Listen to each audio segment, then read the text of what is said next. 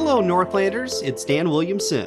This past week, the Superior Telegram released its 30th episode of Archive Dive, which is a monthly history podcast where we dive into the archives of historic events, people, and places in Superior and Douglas County.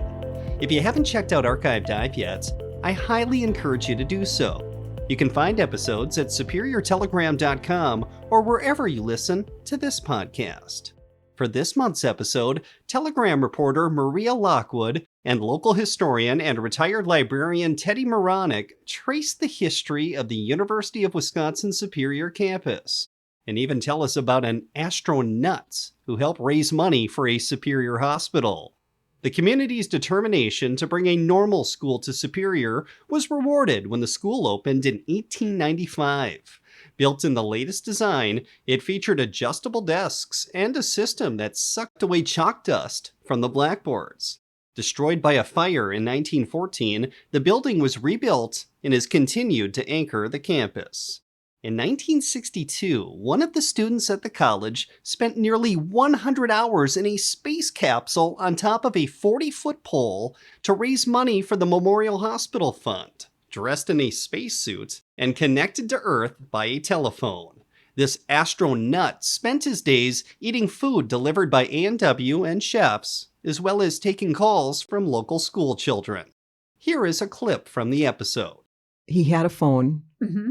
So the Not school, a cell phone. Not a cell phone, a regular line phone, landline, yep. And the kids from the schools would call him and ask him questions like, was he really an astronaut? But he got a threat from Duluth. A threat? Yes, they said they were going to come over and knock him off his post, but they didn't. Yeah. And he wasn't worried, though, because he had folks guarding around. Right, they were guarding him 24 hours a day, but the winds were the thing that probably scared him the most. Again, you can find that episode at superiortelegram.com or wherever you also get this podcast. I'll also put a link in the show notes. In case you missed last month's episode, I'm resharing it here. In June, Maria and Briana Fiandt, who is the curator of collections and exhibits for the Richard Bong Veterans Historical Center, discussed the recent rediscovery of Richard Bong's famous Marge plane. I encourage you to take a listen, and when you're done, click the link in our show notes to find more episodes of Archive Dive.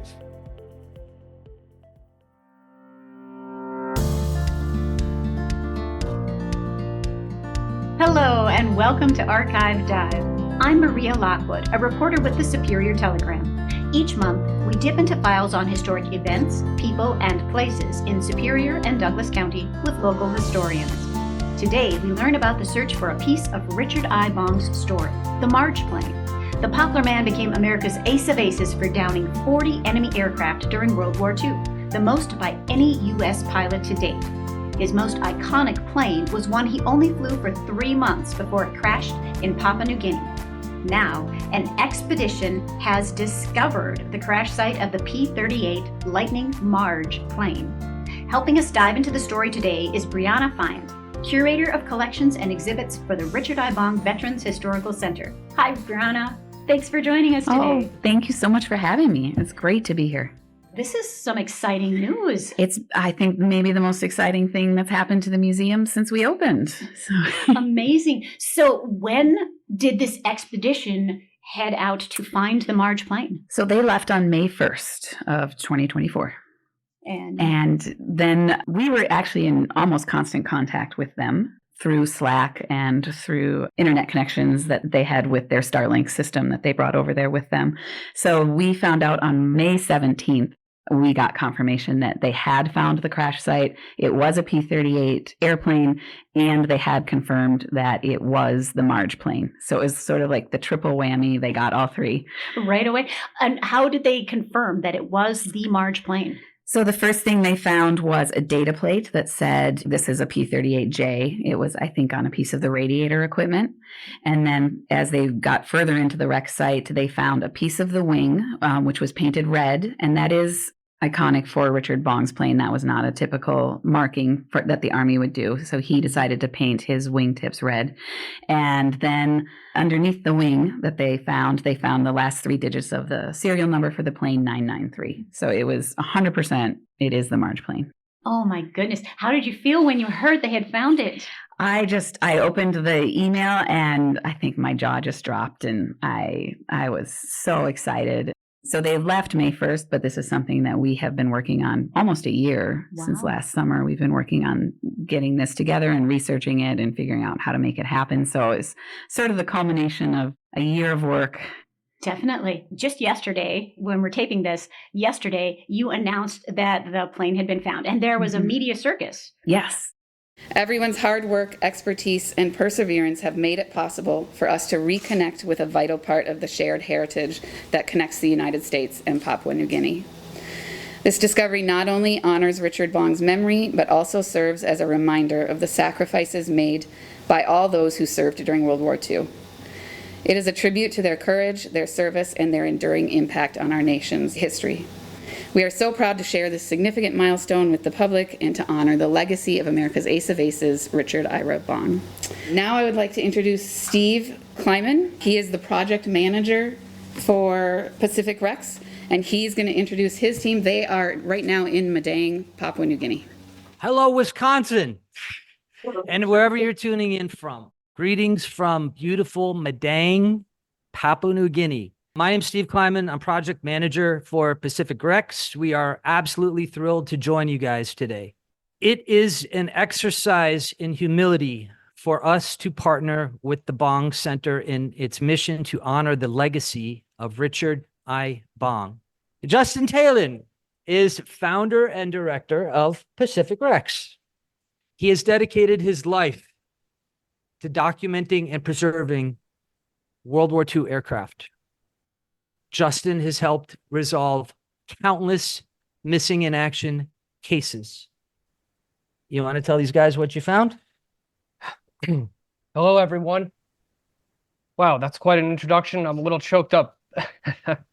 What can I say? This has been an incredible journey, incredible expedition. The first person to thank is Briana Fiandt, who wrote me an email months ago and asked if P-38 Marge could be found.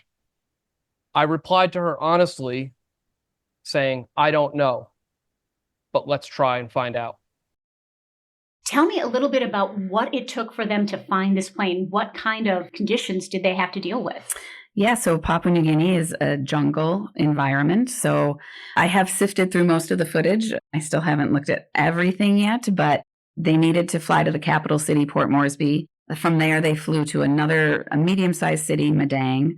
Then they had to get on a boat and go up the coast to a smaller village area. And then they had to do a day-long hike out to the site. So through the jungle, through some, wet, humid terrain, lots of insects. So it was an adventure for sure. Definitely. Now, when they went out, this was the second day of the expedition. The first day they went out, they found a different plane. They did. The first site. So what they did is Justin would go to the villagers that were nearest to the sites they were trying to get to, and he'd say, can you show me where the crash sites are? Apparently, they would usually say, okay, well, there's a couple. So that was the case this time, too. There was a couple sites. And so they went to the first one, and it was a World War II aircraft site, but it was a Japanese Oscar. And that's a fighter plane as well, which was nice. That was also a site that hadn't been recorded before, at least as far as Justin knew. So it was a new to him site. So it helps him as he's mapping out all of these places. Wonderful. And then the second day, they went to the second crash site. Correct. That the villagers had identified. Right. They went to the second site, and that was Marge. He said it took him a whole day to get to it. And then it's in sort of a ravine, so a lot of the plane was up on the top, but then a lot of the parts had gotten washed down the hill. So just from the video that I've seen, it looked like a pretty tough site to try to navigate. Wow. And that's true. These planes have been there for 80 years, right? Absolutely. Yeah, 80 years. There was a chance you weren't going to find anything. For sure. Anything could have happened. It could have gotten buried in a mudslide or washed away in a flood. So we went into this knowing that there was a chance we wouldn't find anything. Here's Justin describing what it was like to discover the Marge plane. When we located the crash site, it was an amazing experience. The plane has landed in a ravine in the jungle. Over 80 years, parts of the wreckage have eroded down a hillside through natural impacts. And we entered this ravine at the base and began walking uphill, seeing small parts and larger parts and larger parts. Immediately, I recognized those parts as associated with a P-38 Lightning, but it wasn't until reaching the top of the site where the plane initially impacted, where we saw the two engines sticking out of the ground and knew that this is the area of the cockpit and the center mass of the crash site, that we discovered the definitive ID of the plane. And what we learned is this P-38, without a pilot, probably went into the forest, nose down at high speed, enough that the engines were buried in several meters of soil, leaving only the tips of the propeller and the engine mounts visible above the surface. But amazingly, on that wreckage, we saw red paint. And Richard Bong's Marge had red painted wingtips, red painted tail tips, and red painted propeller spinners. I am humbled to work with this team. We got our hands dirty. We sustained minor wounds and scrapes and so forth, but we're back safe. And this is a great day for the Bong Center, a great day for Pacific Rex, and a great day for history. Wonderful. And it sounds like there had been logging in the area, but it hadn't touched that particular spot. Yes, that is I think when we had our press conference and he was talking about that, that's the first time I had heard of that as well. But yeah, so they were doing logging in that area and somehow that site escaped that, which was lucky for us. The pieces that are there, the wreckage that's there, that is not going to be coming back, correct? No, the team left everything in sight exactly as they found it. And in fact, they were very careful to preserve as well they could the piece that is identifying it as Marge. So the reason that serial number survived was because it had been turned upside down and the serial number was out of the sun and out of the elements. So they were very careful to put all the pieces back just as they found them. And so now the plane belongs to Papua New Guinea and the National Museum. So again, they didn't take anything out. That was never our goal, was to get pieces of the plane. Maybe at some point, we could ask for a commemorative piece, but again, that's down the road as maybe we develop further relationships over there. Right. As I understand, there are two pieces of the plane that were taken off and can be found in a nearby village. There was one elderly man in the village who was one of the people who did this decades ago and was telling Justin the story about they went out into the crash site wreckage and they pulled off one of the pieces of the wing, a fairly substantial piece, and they brought it back to the village and they turned it into a bench. And actually, we got to see that bench. We zoomed in with them the day that they got back to the village and had released the news to us. We zoomed in with them. We met the villagers. We saw the bench. And we had a nice little celebration of finding the plane and building these relationships that Pacific Rex has built with the people over there. It was a nice little ceremony. We had sent presents over from the Bong Center for the people there. We had sent letters over saying thank you for helping us. It was a lovely ceremony to witness. Excellent. Would you call this a hello world moment? Yeah. Yes. So I think that this is not normal. It's not necessarily a normal thing for them. So we had Justin bringing all the kids over and saying hi to us via Zoom. And it was an amazing experience. Wonderful. And will you be continuing contact with the villagers, building relationships? I hope so. I mean, I think that from what Justin says, the site is not easily accessible, but not too hard either. So, I mean, it's possible that people who are very interested in this or other Bong Center staff or members could potentially put together another trip to go over there at some point and see it. I think there's also potential for ongoing relationships with the National Museum. One of the things I did was send a letter along with Justin introducing our museum to the National Museum and, just putting it out there that we would be open to doing some work jointly, some joint exhibits or some virtual programming together. We have a common shared heritage in Richard Bong, and it would be wonderful to extend those friendships beyond this project. Definitely. Now, as I understand it, there are thousands of wrecked planes in Papua New Guinea. It was really a beachhead during the World War II. What makes this particular plane so important? Well, I think that this plane is the most famous fighter plane out of World War II. It belonged to Richard Bong, who is the top fighter pilot of the war. So there is no more important pilot or plane from that era. And then you add on that he had this nose art on there of his girlfriend, and it was a very sweet little portrait. One of Richard Bong's quotes to his mom is the nose art looks fantastic. It's not like the naked women you'd see on the other planes. And the press really loved that. And they ran with that. And I think that's why the Marge plane got so famous so quickly, is because the press loved the sort of the innocence and the sweetness of that nose art and publicized it pretty widely. So even though he didn't actually fly that plane for that long, it became a very famous plane. How long was the plane in operation before it went down? So it got to New Guinea in January of 44, and then it crashed March 24th of 1944. So less than 3 months. Wow. And how far into that 3 months did the Marge picture get put onto it? The Marge picture, I can't specify it to a day, but mid-March. So he flew the plane for a couple months, and he flew the plane with her markings on it for probably only a couple weeks. Oh, no.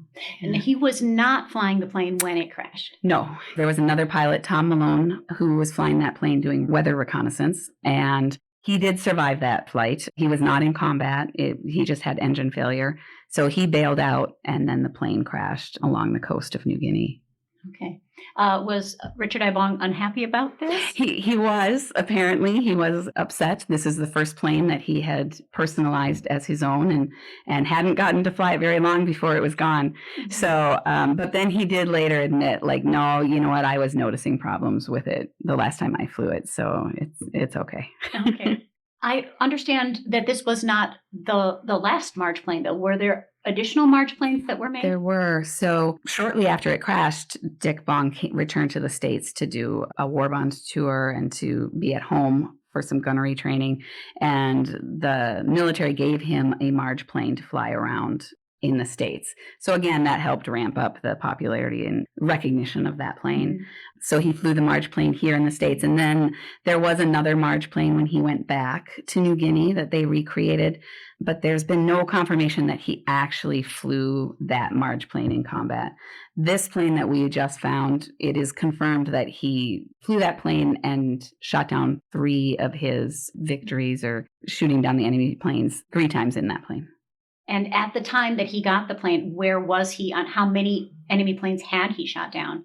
So that plane, the Marge plane, had 25 Japanese flags on it. Each flag signifies one plane that he has shot down. So 25 at the time that he was flying that plane. He shot 3 while he was flying. And then yes, correct.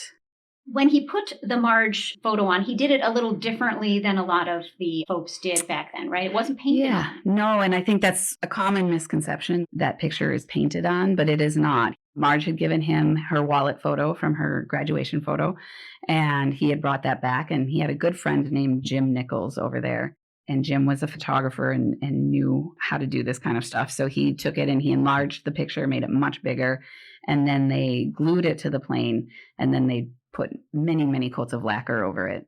And it wasn't just one picture, because I've seen planes where you can see the outline of where the picture should be. So it had come off mid-flight or something. And so then they would do it again and get a new picture and put it up there. So I think they replaced that picture at least once after it had come off. So tell us a little bit about the lady in the picture. How did Marge and Dick meet? Marge and Dick met in 1943 at the homecoming dance at the Superior State Teachers College, so what is now UWS. And Marge had been the queen the previous year, so she was crowning the new king, and they wanted Dick to come and crown the new queen. And so her and her sorority sisters, they all drove out to the Bong farm, and they had just missed him. They passed him on the road, but his sisters were there, And they said, yep, we'll make sure he's there. We'll make sure he's there. So he went, and then they hung out after the dance together, and that was it. I understand that they needed a little help to get that first date. They did. His sister Jerry helped facilitate their first date. He had Jerry. I always think this is so funny because, you think of the fighter pilots and, they're confident and they're the man. And, but he had his sister Jerry call Marge and set up a double date for them and then Jerry and her date. I was maid of honor at his wedding, so Marge and I knew each other at college. In fact, it was me who asked her for the first date. You were the one who got their first date together. Because he was out there and she was in school, and I was in school. And we double dated a lot. What did she think about having her face on the plane? Well, we never discussed that either. It was a surprise. It was a nice thing to do, and it meant a lot to him. It wasn't painted on. He had it enlarged, and they fastened it to the plane. Was it love at first sight? I think so, because he had told his mom that he wasn't going to get serious about anybody and he was going to play the field and he would never marry anybody while he was in combat. But once they met, he never dated anybody else or saw any other women. Oh. And it wasn't that much longer when he was then brought home for good, right? Right. So they met in 43, and then the end of 44, he had shot down his 40th confirmed plane. And that's when they pulled him out of the field and brought him home. And they got married in February 45. Wonderful. And how long were they married before he passed? Less than 6 months. So they got married February 10th of 45. They ended up going out to California and settling in Burbank. And he became a test pilot at Lockheed. And on August 6th, 1945, he went in. He wasn't even supposed to be working that day, but he went in and took a plane up, and something malfunctioned, and he didn't get very far off the ground. I think he knew he couldn't get the plane up. Mm-hmm. It was headed towards a residential area, so he stayed in the plane long enough to shift it over into an empty field. By the time he'd done that, he had lost too much altitude. So he did get out of the plane, but his chute didn't open, and he was killed. No. Tell us, back in the day when Richard Bong was the ace of aces, how big of a celebrity was he? He really was nationally known. When he and Marge got married, they were one of the top 10 weddings of the year. They were on the cover of the Chicago Tribune magazine. They had to do their wedding 4 or 5 times, so that once for themselves and then multiple times for radio. And when he passed away, unfortunately, he passed away the same day we dropped the bomb on Nagasaki. And so if you look at the headline from the Los Angeles Times, the morning edition, it says, really big print, Major Bong killed. And then under that, it says, by the way, we dropped a bomb. Wow, he was that he was really that famous. And unfortunately, to the general public, he's been largely forgotten now. But within aviation circles, within military circles, he is still very well known and considered a hero and our top American pilot. What do you hope this discovery will bring to Superior, to Poplar, to the Historical Center, to the country? Yeah, well, I hope it brings a broader recognition of Richard Bong and his contributions to World War II, because they were very significant. And I hope that we can bring, people to the museum to learn his story and to learn the story of all of our veterans that are so important to us. So you obviously can't bring the plane back. Mm-hmm. You have all of this footage. You have all of this information that you've gathered. What are you going to do with it? What are the next steps? Well, I'm really hopeful that we're going to create an exhibit. And one of the greatest things about this experience was the ability to share so much almost real-time information where they could upload pictures to us within a few hours of taking them. Other than being there, it was the closest we got to experiencing it with them. I would love to recreate that for our visitors. So to bring them into the room and through the pictures and through the video, take them on this expedition to find the plane and let them see what the team experienced, and then talk about how important this plane is and what it means to the country that we have found it.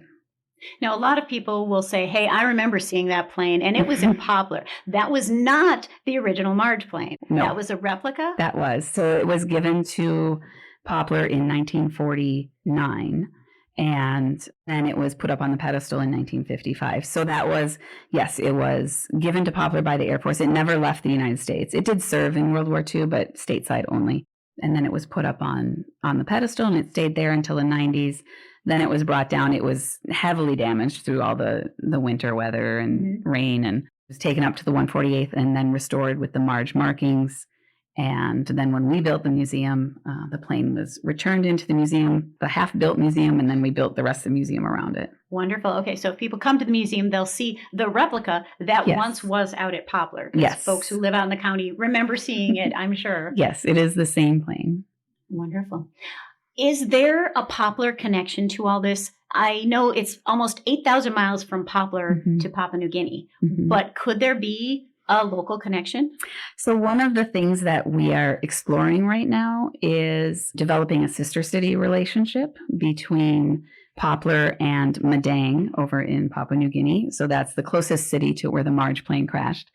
And they just have such a unique shared heritage here, and both are agricultural communities. It just seems like a really good fit. So there is some exploration going on. The governor of Madang is interested. The village board at Poplar has expressed interest in exploring it and seeing how it would work. So I think I would love to see some long-term connections happen. Wonderful. But you can finally say you found her. Yes, we found her. Wonderful. Thank you so much, Briana. Oh, thank you. And thank you for listening to Archive Dive. New episodes are available monthly at superiortelegram.com or wherever you listen to podcasts. If you have a topic you'd like us to explore, email me at mlockwood@superiortelegram.com.